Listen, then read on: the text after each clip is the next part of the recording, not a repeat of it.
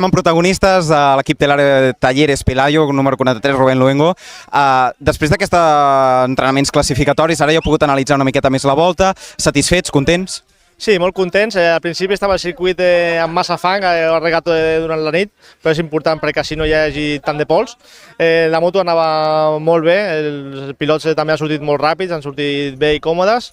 Hem fet una segona posició, el mateix segon que que ha fet primer, i estem tots els 4 primers molt junts de temps. De fet, ara aquesta és la pregunta que et volia fer, no? Com veus els equips i on te veus una competència forta per endur-te aquesta 43a edició de les 24 hores? Tots poden estar lluitant per la victòria, tots, però forts veig tres equips que estan a davant, amb molt bons pilots i bones motos. Per mi hi ha tres pilots. Si aquesta tarda plou, teniu alguna cosa planificat, diferent de l'estratègia inicial o no? Bueno, simplement a veure si no plou gaire.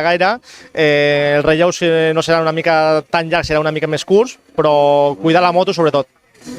I ja l'última, Rubén. No sé si t'hem pogut veure pujant aquests entrenaments classificatoris, ahir en els lliures. T'estàs guardant per la cursa?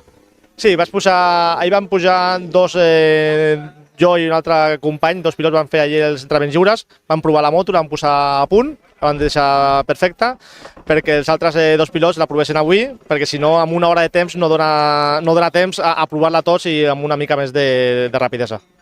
Doncs moltes gràcies i molta sort. Gràcies.